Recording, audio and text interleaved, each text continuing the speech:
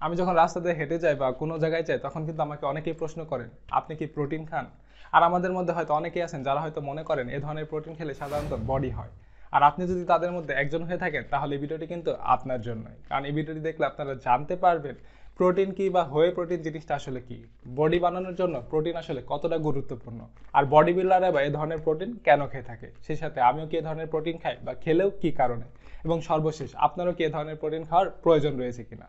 আর এসব বিষয় সম্পর্কে বিস্তারিত ধারণা দিতে আপনাদের সাথে আছি আমি সাগর, আর আপনারা দেখছেন ফিট বাংলা। তার আগে বন্ধুরা, আপনারা যারা এখন আমার চ্যানেলটি সাবস্ক্রাইব করেননি এখনই সাবস্ক্রাইব করে দিন এবং পাশে থাকা বেল আইকনটি প্রেস করে দিন।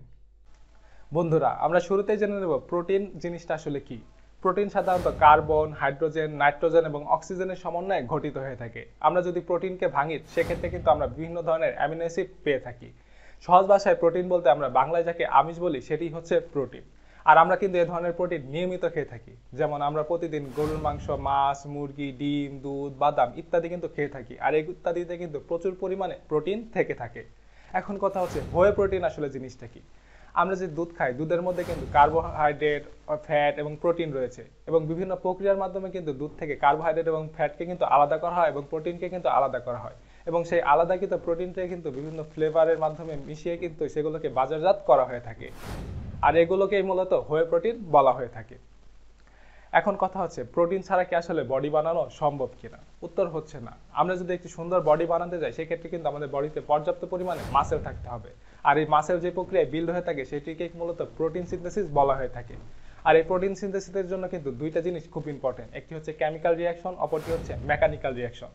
আমরা যখন ব্যায়াম করি বা এক্সারসাইজ করি তখন কিন্তু আমাদের বডিতে মেকানিক্যাল রিয়াকশন জেনারেট হয়, এরপরে কিন্তু সেখান থেকে আমাদের কেমিক্যাল রিয়াকশনের একটি চাহিদা তৈরি হয়, সেখানে বিভিন্ন কার্বোহাইড্রেট, ফ্যাট, প্রোটিন এবং বিভিন্ন হরমোনের সমন্বয়ে কিন্তু আমাদের শরীরে প্রোটিন সিনথেসিস হয়, যার ফলে কিন্তু আমাদের শরীরে মাসেল বিল্ড হয়ে থাকে।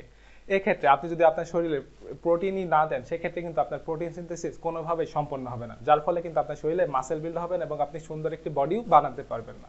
সেক্ষেত্রে আপনি যদি একটি সুন্দর একটি ফিজিক অ্যাচিভ করতে যান সেক্ষেত্রে কিন্তু প্রোটিন খাওয়া বাধ্যতামূলক। এখন কথা হচ্ছে হোয়ে প্রোটিন ছাড়া আসলে বডি বানানো সম্ভব কিনা। উত্তর হচ্ছে হ্যাঁ। আপনার প্রোটিনের যে চাহিদাটি রয়েছে সেই চাহিদাটি যদি আপনার নর্মাল খাবার অর্থাৎ মাছ, মাংস, ডিম, দুধ ইত্যাদি থেকে পূরণ করতে পারেন সেক্ষেত্রে কিন্তু আপনার এ ধরনের হোয়ে প্রোটিন খাওয়ার কোনো দরকারই নেই। এখন হয়তো অনেকের মনে প্রশ্ন জাগতে পারে, বডি বিল্ডাররা তাহলে এই ধরনের প্রোটিন কেন খেয়ে থাকে। প্রথমত, বডি বিল্ডারদের কিন্তু প্রোটিনের চাহিদা দিনে অনেক থাকে, তাদের কিন্তু প্রতিদিন 200 থেকে 250 গ্রাম প্রোটিনের চাহিদা থাকে, যে চাহিদার হয়তো 90%ই তারা হয়তো তাদের যে নর্মাল খাবার রয়েছে সেখান থেকে পূরণ করে, অর্থাৎ মাছ, মাংস, ডিম, দুধ ইত্যাদি থেকে।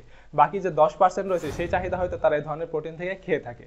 আর এর পিছনে যে কারণটি রয়েছে সেটি হচ্ছে আমরা যখন ব্যায়াম করি, ব্যায়াম করার 30 থেকে 40 মিনিট পরে কিন্তু আমাদের শরীরে প্রোটিন সিনথেসিসের যে প্রক্রিয়াটি রয়েছে সেটি কিন্তু শুরু হয়ে যায়।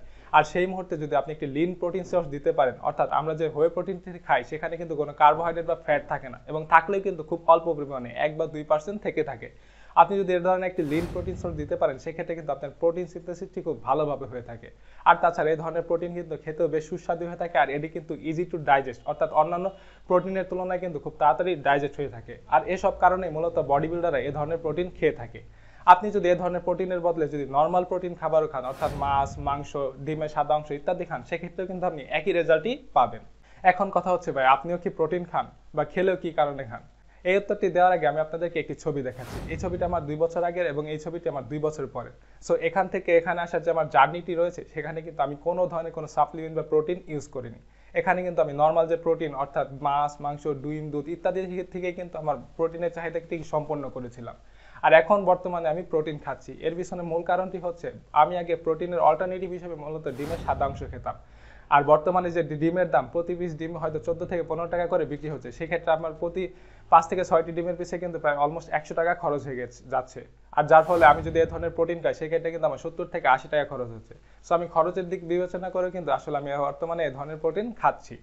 এখন হয়তো আপনাদের মনে প্রশ্ন জাগতে পারে, বডি বানানোর জন্য কি আপনাদের কি এই ধরনের প্রোটিন খাওয়ার প্রয়োজন রয়েছে কিনা। সো প্রথমে কি আপনার বুঝতে হবে আপনার অবস্থা কি। আপনি যদি বিগিনার হয়ে থাকেন তাহলে কিন্তু অবশ্যই এই ধরনের প্রোটিন খাওয়ার আপনার প্রয়োজন নেই। সো আপনার প্রথম চাহিদা হচ্ছে আপনার যে ডায়েটে প্রোটিনের চাহিদাটি রয়েছে সেটি আপনার নর্মাল খাবার অর্থাৎ মাছ, মাংস, ডিম, দুধ ইত্যাদি থেকে পূরণ করা। সেই চাহিদাটা যদি আপনি নর্মাল খাবার থেকে পূরণ করতে পারেন সেক্ষেত্রে কিন্তু আপনার এই ধরনের প্রোটিন খাওয়ার কোনো দরকার নেই। আর আপনি যদি ইন্টারমিডিয়েট বা অ্যাডভান্স লেভেল হয়ে থাকেন সেক্ষেত্রে কিন্তু আপনি এই ধরনের প্রোটিন খেতে পারেন। আর অবশ্যই আপনার যদি ডায়েট ওয়ার্কআউট সবকিছু ঠিক থাকে তখনই কিন্তু এই ধরনের প্রোটিন আপনার কাজে দেবে। আপনার যদি ডায়েট ঠিক না থাকে সেক্ষেত্রে কিন্তু এই ধরনের প্রোটিন কোনো কাজে দেবে না, এটি এক প্রকার আপনার ওয়েস্ট অফ মানি হবে। আর বন্ধুরা, আমরা হয়তো অনেকেই জানি না আমরা আমাদের বডি কন্ডিশন অনুযায়ী আমাদের কি ধরনের ডায়েট ফলো করা উচিত বা কি ধরনের ব্যায়াম করা উচিত। আর এর জন্য কিন্তু আমরা ভুলভাল ডায়েট ফলো করি বা ভুলভাল এক্সারসাইজ করে কিন্তু কোনো রেজাল্ট পাই না। আপনারা চিন্তা কিন্তু আমার সাথে সরাসরি পার্সোনাল ট্রেনিং নিয়ে কিন্তু ডায়েট বা ওয়ার্কআউট প্ল্যান নিতে পারেন। সেক্ষেত্রে আশা করি আপনারা একটি ভালো রেজাল্ট পেতে পারেন। আর এর জন্য কিন্তু চাইলে আপনারা আমার নাম্বারটিতে কল করতে পারেন অথবা আমাদের ফেসবুক পেজেও কিন্তু মেসেজ দিতে পারেন। সো বন্ধুরা, এই ছিল প্রোটিন বা হোয়াই প্রোটিন নিয়ে বিস্তারিত। আশা করি প্রোটিন সম্পর্কে আপনাদের একটি ভালো ধারণা দিতে পেরেছি। সো আপনাদের ভিডিওটি কেমন লাগলো? যদি একটু ভালো লেগে থাকে অবশ্যই ভিডিওটিতে লাইক দেবেন এবং আপনার গুরুত্বপূর্ণ মতামত কমেন্ট বক্সে জানাবেন। তার আগে আপনারা যারা এখন আমার চ্যানেলটি সাবস্ক্রাইব করেননি এখনই সাবস্ক্রাইব করে দিন এবং পাশে থাকা বেল আইকনটি প্রেস করে দিন। সো আজকে এ পর্যন্তই, দেখা হচ্ছে পরবর্তী কোনো ভিডিওতে। সে বন্ধু সকলে সুস্থ থাকুন, ভালো থাকুন।